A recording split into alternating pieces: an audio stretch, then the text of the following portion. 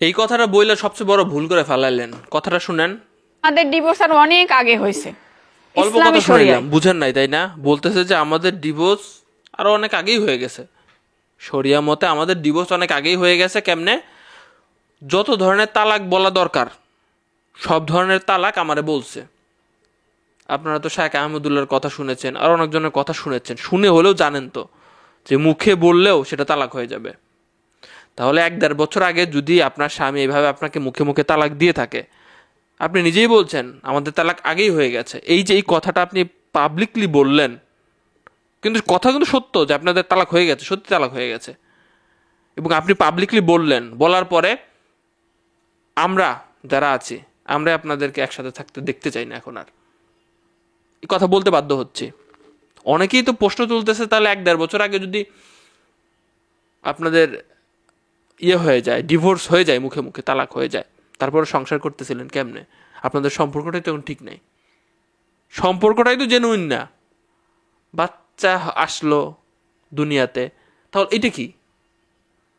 মানে মনে যা আছে তাই করবেন? এটা তো খুবই গুরুত্বপূর্ণ পয়েন্টে যায় আবার হেডকে আছে। মেয়েটা আজমিরা বিথি পড়াশোনা ক্লাস 6 পর্যন্ত পড়ছে, কথাবার্তা শুনলে বোঝা যায় না। অনেকেই কমেন্ট বক্সে লিখতেছে যে ভাই 6 পর্যন্ত পড়েই পুরা ইন্টারনেট জগৎ কাঁপায় ফেলছে কথাবার্তা দিয়া, বোঝা যায় না।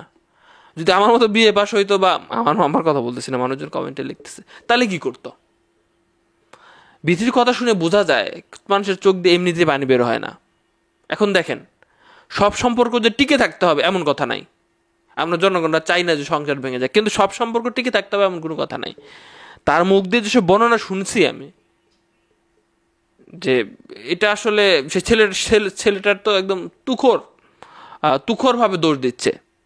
যদি তার কথা আপনি সত্যি ধরে নেন, বিধির কথা যদি সত্যি ধরে নেন, একদম সরাসরি আপনি পরামর্শ দিবেন যে না, এমন মানুষের সাথে থাকার দরকার নাই, ছেলে মেয়েদের কথা বাদ দাও, আগে নিজে থাকতে হবে।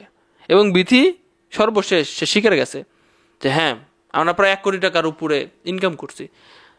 দেখেন, যাদের চলতো না তারা 37 লাখ টাকা দিয়ে গাড়ি কিনছে। টাকা যখন হয়ে গেছে 37 লাখ টাকা দিয়ে গাড়ি কিনছে। এটা কোনো কথা? এই জায়গায় ইনভেস্ট করতে হবে এত টাকা? মানে মানুষের দেখাইতে হবে না যে অবস্থার পরিবর্তন হয়ে গেছে, এই সেই বদনজর পড়ছে মানুষের।